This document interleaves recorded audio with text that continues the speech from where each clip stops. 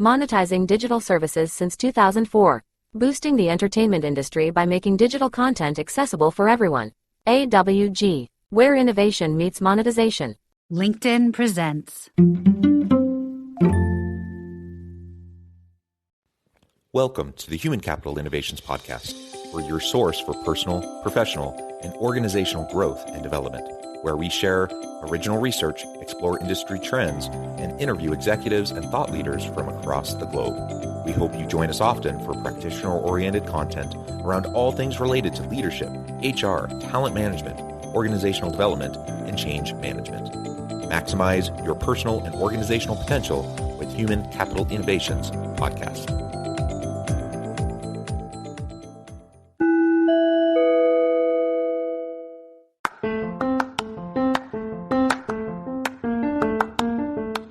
If you enjoy the Human Capital Innovations Podcast, enjoy ad-free listening by going to the Patreon page, and please consider contributing even at the producer or sponsorship level. And please leave a review. Thank you for your support.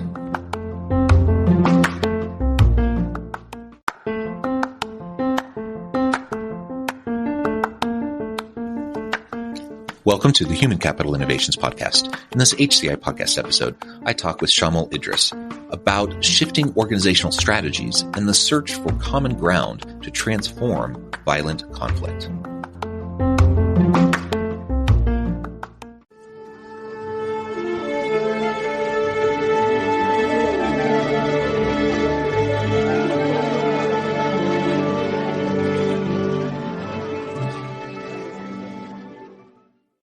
Shamil Idriss, welcome to the Human Capital Innovations Podcast. Thanks for having me. It is a pleasure to have you. Where are you joining us from today? I'm in Washington, D.C. That's the headquarters of my organization. Wonderful. I love the D.C. area. I used to go back a couple times a year for various work engagements, and then the pandemic happened and that kind of stalled, and I haven't been back in a few years. So I need to get back because it's a wonderful area. Hopefully the weather is treating you well. I'm south of Salt Lake City in Utah, and we have been dumped on this winter. So much snow, which is a good thing. We need the snow, but man, we've had a lot of snow this year. I had the opposite pandemic experience. I actually got to know DC a lot better with the pandemic because I actually started exercising again, riding my bike. Turns out the DC, Maryland, Virginia area is great for bike riding. Lots of good trails. So wonderful. But I went skiing in Utah, so I didn't realize how much snow you all had. Maybe we can get out there at some point. Oh, you should. It's a great ski year. Like, we're crazy above the normal snow averages and snowpack. Yeah. Well, good. It is a pleasure to have you, and I'm excited to talk with you about your organization's search for common ground. And we're going to be talking about some organizational strategy shifts in what your organization's been doing. I think it'll be a really fun conversation. As we get started, I wanted to share Shamil's bio with everybody. Shamil Idriss is the Chief Executive Officer of Search for Common Ground, the world's largest dedicated peace-building organization. In his current capacity as CEO, and in his previous capacities as President, Chief Operating Officer, and Burundi Country Director, he has led Search's efforts to end violent conflict in more than 35 countries globally, including some of the most devastating conflict zones in the Middle East and Africa. Tremendous. And I could really go on and on with your bio. You've done so many really cool things. I'm going to pause there. Is there anything else you would specifically like to highlight or share with me or the audience by way of your background or personal context before we dive on into the conversation? No. I grew up in the States as the son of immigrants, and I've got 2 teenage kids. So we got a lot going on, conflict in our own house, but we're managing it pretty well. Yeah. Well, and I think that's an important point. Your organization is focusing on geopolitical conflicts and those sorts of things, peace building, in a kind of a big scope and scale. But the principles of peace building and conflict resolution have application in homes and communities, in our neighborhoods, of course. It has applications within the workforce and within our organizations. And so I hope, as we learn more about your organization, the cool stuff that you're doing, I hope listeners will also think about how these principles apply over into organizational settings and those sorts of things, because they absolutely do apply and cross over. And I think there's a lot of cool things that we can gain from your perspective and your experience today. Yeah, I couldn't agree more. That's great. I'm still learning myself, but yeah, these things apply. And if you can't lead an organization like this, and see colleagues in places like Myanmar and Afghanistan, reaching across dividing lines, dealing with incredible challenges and sometimes threats to their lives, and then not be forced to reflect on how you deal with conflict in your own life, even the obnoxious Uber driver, or how you're dealing with disputes with your spouse or whatever it might be. So yeah, it's very personal as well as political. Yeah, for sure. Wonderful. Well, why don't you start by telling us a little bit more specifically about Search for Common Ground, the work that you do. I teased it a little bit in your bio, but open that up for us a little bit. Yeah. So a lot of people don't know what you mean when you say peace building, or if they think they know what you mean, they usually have a pretty outdated and kind of negative sense, like it's holding hands and singing songs, and it's nice in theory, but it's not practical in the real world. In effect, in reality, over the last 40 years, especially, peace building has emerged as a real practice with a lot of lessons learned. And my organization is the largest of the sort of non-governmental organizations in the world doing peace building. We maintain about 1,000 full-time staff working in more than 30 countries. And more than 90% of those teams are not only local to the communities in which they work, and I'll get to that in a second, but importantly, they're also, in their composition, they represent the dividing lines. So you can imagine, if you're dealing with a dispute anywhere, if you're dealing with police community relations in Salt Lake City, where you are, or, whatever, it would help a lot if on your team, strategizing and figuring out what you're going to do about it, you have retired police officers, youth activists, maybe former gang members, whatever, and they're sitting together figuring out, how are we going to rebuild trust between these divided communities, right? And so that's what our teams look like everywhere in the world. There are multi-sectarian teams in Lebanon. There are multi-ethnic teams in East Africa. Here in the United States, they cut across the racial and political dividing lines that increasingly have polarized, our society. And so that's what our people look like. And then in terms of what they do, to answer that question, I think maybe the easiest way to break it down is sort of a 3-step process, which we call the common ground approach, which is basically our methodology. And in 3 words, it is trust, collaboration, and breakthroughs. And so the first 2 words work in sort of a cycle with each other. What we found in really divided societies is that, dialogue is necessary, but it's insufficient. In order to really build trust, you need to generate cooperation. Sometimes say that the best way to build trust is through shared success. Get people cooperating on something, common concerns, common hopes, common business ventures, whatever it might be, because that process of cooperating deepens their relationship and deepens the trust. And the more you do that, the more you can start getting beyond what might seem at first irrelevant cooperation to things that start to get at some of the real drivers of conflict. So I can't tell you how many times around the world, literally, we have organized soccer tournaments because it's the only thing that will get youth and police doing something other than fighting each other, right, in certain communities. But those tournaments are never an end in themselves. The whole purpose is to build the relationships where maybe after the 3rd tournament, some of them start sitting and talking together about what's going on between their communities. And maybe that evolves into a bit of a working group that starts strategizing and thinking about other things they could do together to finally end some of the distrust and the violence and the things going on between them. And that's where you get the 3rd step, ultimately, which is breakthroughs. And at a large level, our organization has generated some wonderful results. We held, secret meetings between Israeli and Jordanian generals for years that ended up producing language that word for word ended up in the official peace accord between Israel and Jordan in 1994. We were credited with helping to prevent genocide in Burundi after the genocide in neighboring Rwanda. We were nominated by the Quakers for the Nobel Peace Prize in 2018. And in a lot of countries, Sierra Leone, Liberia, Sri Lanka, Macedonia, a lot of places that have either come to the brink of war and pulled back, or have been able to emerge from terrible civil war into much more stable societies, our teams have been very deeply involved and credited with contributing substantially. So that's basically what we do and what we hope it will add up to in the end. No, I appreciate that. And you shared a bit about your approach and methodology within this really complex, messy world that we're in, and transforming violent conflict is not an easy thing. If it was easy, we wouldn't need all the organizations like yours to try to deal with this. These are complex problems that are often generational. They perpetuate and self-perpetuate themselves. They have to be disrupted. It's a challenging thing to do. And building on the cooperative piece, I think it's so interesting.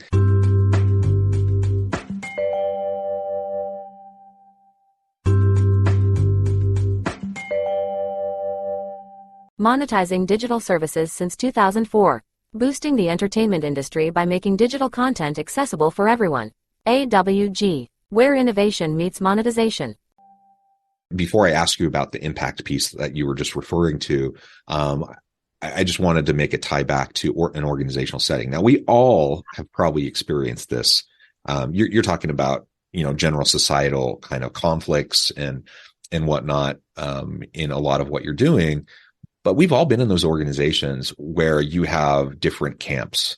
There's all the political battles happening within the organization. It seems like you're spending most of your time, rather than like doing your actual work and like doing cool, creative things to bring value to the market, that you're just like playing the political games within the organization. And there's like, it's like high school again. Like people are undermining each other and bullying each other. And there's toxicity in the toxic environment that just makes for a really crummy place to be and to work. And my guess is we've all been there to some extent where we've seen that happen. And how do you undo that? Because trust, at that point, trust is gone. Trust is eroded. Right. And how can you start to collaborate and cooperate with people that you just don't trust them at all? And you feel like they don't have good motives. You don't feel like they're good actors coming to the table to cooperate in really meaningful ways. They have some sort of an agenda. They're going to try to undermine you, blah, blah, blah, right? That's all the stuff that's going on in the minds of people in these types of circumstances. And how do you disrupt that? Finding ways, like you said, for small wins, finding common ground and finding small ways for people to reconnect with and rebuild that trust over time is essential. And if you can't do that, that toxicity will just perpetuate itself and usually grow and get to the point where, the company implodes, or you're going to have to do some massive kind of restructuring and getting a whole bunch of people out of there and bringing new people in, et cetera. Of course, that's not something that we always have the option for in civil society, but within organizations, that's something that sometimes happens. So anyways, I just to highlight your methodology and approach, I think it absolutely 100% applies within an organizational setting as well. I think you probably know this research better than I do, but there's been so much really interesting research, produced in the Harvard Business Review and the MIT Management Guide, around the fact that, the diverse teams tend to be the most high performing teams, but that research oftentimes leaves out that the worst performing teams are also diverse teams. The real key distinction is trust, right? So, if you take any group of people and you want to get them working together on a common goal, whether it's a company, or a nonprofit or a community association, whatever it is. One of the things that neuroscientists have demonstrated is that when it's not a very diverse group, we all went to the same summer camps, we speak the same language with the same accents, we look the same, we come from similar backgrounds or whatever. There's a lot of shorthand, we're talking to each other. We basically have that baseline of trust. It's kind of easy, and those teams can perform well. Once you get a much more diverse team together, we have really different backgrounds. We look different religions, different races, different political perspectives or whatever. A lot of your mental energy is spent, even the energy, and I realize, is spent wondering, if I say this, am I going to offend her? Am I, you're kind of checking yourself. There's all that energy going into, but what they found is that if you take the time to build trust with that team, that diverse team with trust is going to way outperform all other teams, including the not diverse team, because you're bringing all these different perspectives and approaches to a common goal. Of course, you're going to get more creative solutions, more sustainable approaches. So that's just a statement on kind of what teams perform best. And I think you can take that to society as a whole. You can have a relatively stable society that's not particularly diverse. But if you can build a society that has both diversity and protects and builds that trust across the society or the company, it's going to be better for everybody, right? So in terms of methodology, I can't stress enough, you meet people where they are. Like, it's just really basic. It's if you're working in rural Texas trying to bring together people across liberal conservative divides, you might ask, well, where is the one place that people still come together? Oh, it happens to be the Saturday football game. Great. We're going to do something there. Or where is there a common interest? These people might be divided on 50 different things, but you know what? They're all really concerned about what's going on in the school system because it's a serious issue here and they all have kids or whatever it might be. So you try to find out where is, our motto is understand the differences, act on the commonalities. So we're not just kumbaya, hey, let's all just get along. That first phrase, understand the differences, is actually really important because sometimes the differences are very important to us. But where you want to foster cooperation and action is around those commonalities. And I guess the last thing I'd share with you, because you're talking about organizational management, and the first time I came across this, it was actually in a Harvard Business Review article. It had nothing to do with peace and conflict, but as I read it, this was more than a decade ago. It was the best articulation of part of our methodology that I'd ever seen anywhere. So I don't know if you've heard of the field of appreciative inquiry, but the basic upshot of appreciative inquiry, and it's a very well researched field, is that the worst way to change behavior is to punish bad behavior. That the best way to change behavior in a company or a community, whatever it might be, is to identify, amplify, incentivize every step towards the desired behavior, even if it's a really incremental step. And I see this as a dad. If I yell at my daughter for not putting her shoes in the bin that I got for that specific purpose, she's a lot less likely to change, than if I praise her like crazy because she put one shoe in today. She's more likely to put two in tomorrow. And we see this, that celebrating and identifying the kind of behavior you want to see, even if it's just a tiny step in that direction, is a lot more effective than just bashing people for not behaving the way that you want them to behave. And so our approach is very appreciative. We're always looking for the assets in a community, you might say in a company. And so what that looks like is, let's say you go into a community that's at war with each other, literally, where there's an ethnic divide. We won't just ask what's wrong, et cetera. We'll say, is there anyone across this ethnic divide who you trust? If it's an out-of-control police force, we might say, is there one captain or even a beat cop who actually has good relationships with the community? In a corrupt government, we'll say, is there one minister who you actually feel like is trying to serve the people? And one of the things that we found, John, in every setting where you ask those leading kind of appreciative questions, where you're trying to find out where is there some positive stuff going on here, where do you have trust, even across the divides, 100% of the time you get lots of answers, lots of examples. And it's the kind of thing when a society or a company is dysfunctional that you won't find out without asking those questions, because people just ignore them, or they think, sure, he's one colonel trying to do the right thing, but he's in a totally out of control military. What difference can he make? And so you ignore him. And so we always start where people are. We take an appreciative approach, and we start wherever that common interest or concern might get them cooperating with each other. Yeah, and you're describing another way to frame this is an asset-based approach, right?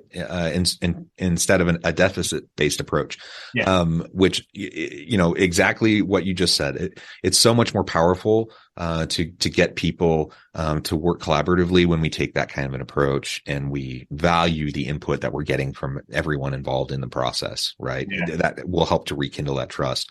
Now, a few minutes ago, you started to talk about the impact piece. That's really tricky. I mean, measuring impact for any organization is a tricky thing. Maybe tell us a little bit about how you go about doing that within peace building, which I imagine is extra tricky.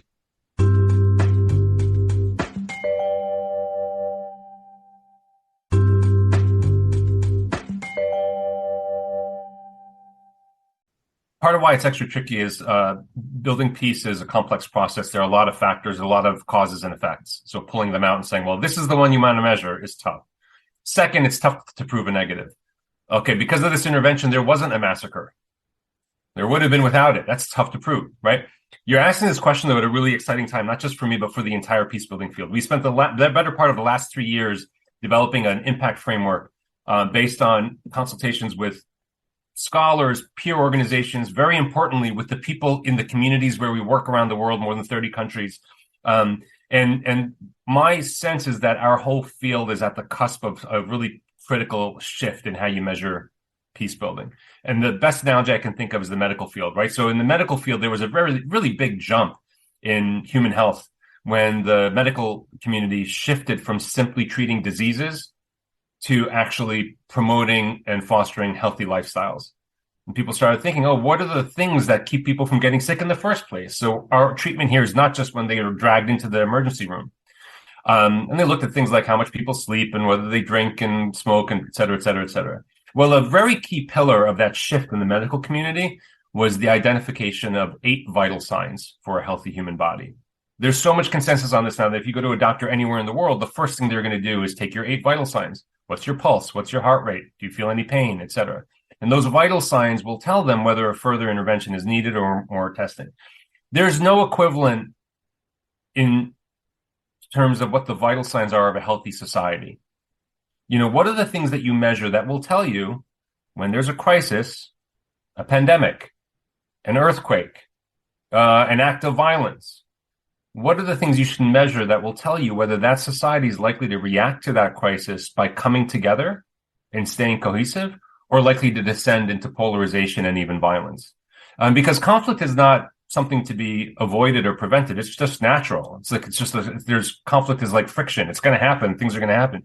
Just like no matter what you do, you're going to get exposed. Your human body's going to get exposed to infections and viruses. The question is, are you healthy enough to rally, or are you likely to descend into a severe sickness, right? So we looked at, without going into all the details of it, we identified 5 key themes of a healthy society. And don't get me wrong, this is not all the good things. If you want to list all the things that would make the kind of society, this is really, what do you look at to determine whether society is likely to fall apart or come together, in the face of conflict?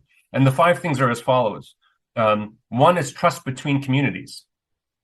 Hutu, Tutsi, Muslim, Jewish, Republican, Democrat, whatever your society is. What's the trust between communities? Sometimes called horizontal cohesion, right? The second one is trust for institutions, sometimes called vertical cohesion. Do people trust the institutions that govern and serve them? A lot of these are the government. Do you trust the police? Do you trust the judicial system? Do you trust the CDC in their guidance on COVID, right? But they're also, do you trust the media?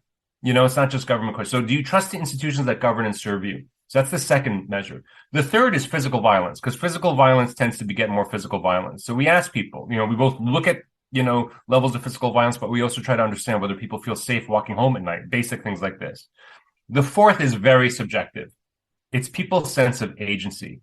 Do you feel like what you do makes the least bit of difference in terms of your well-being, your children's future, your community's well-being and protection? Do people feel like they have any agency, that they can make any difference, or are they given up all hope, basically? And the fifth is resourcing. Where are society's resources going to? Are they going towards reactive, kind of like that emergency room example? Are they going to more police, more prisons, more top-down controls, or are they going to some of the things that build healthy community, that build understanding, that prevent problems before they descend into violence? And so those are the 5 things that we measure everywhere. And the last piece of this that I would share with you is we get the data for those 5 things from 3 key sources. And the medical analogy applies here too. The first is you ask people in the communities, just like you'd ask the patient, are you feeling better? Do you think, we ask people, what would progress look like to you? And it's really different in every community. In Myanmar, we were told when people start building with cinder blocks instead of mud, they feel much more secure. They're likely not going to, they feel like they're probably not going to have to, suddenly leave their homes. Okay, that's different from what we would get in other places, but that's really relevant. So you ask people, in the communities. Second, you ask experts, just like you'd ask the doctor. You've seen thousands of cases. What do you think? So you ask people who are practicing peace builders on the front lines, our staff, our peers, scholars who study things. So you ask experts. And the third is data. There are some things where there is objective, verifiable data. There are UN offices that keep very regularly updated data on levels of physical violence everywhere in the world. We use those data sets. So those are the 3 things that we use to populate. And those are the 5 things we look at. And to go back to how we started, it's not surprising maybe that 2 of those 5 things go to trust. Do we trust each other? And do we trust the institutions that govern and serve us? And trust is sort of the most critical currency for the stability of any society. I note the time, and this is tragic because we're running out of time and I just want to keep going and going. But we're going to have to, I think, start to wrap things up because I know you're busy and we'll have other things you need to get on with. But I would love to have you back so we could continue the conversation because I think there's so much more that we could explore together. As we start to wrap things up for today, I just wanted to give you a chance to share with the audience how they can connect with you, find out more about Search for Common Ground, and then give us a final word on the topic for today. Yeah, so our website is www.sfcg, as in Search for Common Ground, sfcg.org. My Twitter handle is @Shamil Idriss, SHAMIL IDRISS. And the last piece that we didn't get to today, which I'd love to get into with you on a future conversation, is we just did something that happens all too seldom in the nonprofit sector, which is that we announced a merger that is going to really accelerate both our and the other organization, Preemptive Love Coalition, our impact on the world. And any of your followers who participate in or support nonprofits will probably have a sense that every social cause in the world, is populated with a lot of nonprofits, oftentimes small nonprofits, competing for resources rather than joining together to have a greater and bigger impact together. So I'm very proud that we've done that. And it's a really exciting time for us for that reason and everything else we talked about today. Yeah, that really is important. And we do talk about various social impact topics on this podcast from time to time. And we weren't able to quite get into this today with you, but it's really important. As you note, there are so many well-meaning individuals, so many really well-meaning nonprofits. A lot of times there's a lot of replication, lots of similar nonprofits doing similar things, competing for the same pot of resources. And so finding opportunities to collaborate within the nonprofit world, to have these types of partnerships or even mergers so that we can collectively accomplish more and have a bigger impact is a really big deal. It's not a small thing. And I definitely want to explore that with you more in a future conversation. This has just been a tremendous pleasure. I really appreciate you taking the time. I encourage the audience to reach out, get connected, find out more about what Shamil and his team can do for you. And as always, I hope everyone can stay healthy and safe, that you can find meaning and purpose at work each and every day. And I hope you all have a great week.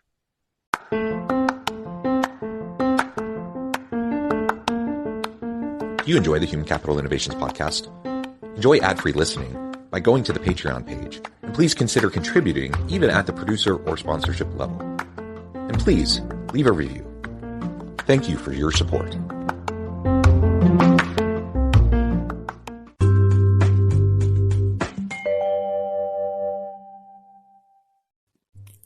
Thanks again for joining us for this episode of the Human Capital Innovations podcast. I hope you stay healthy and safe and that you have a great week.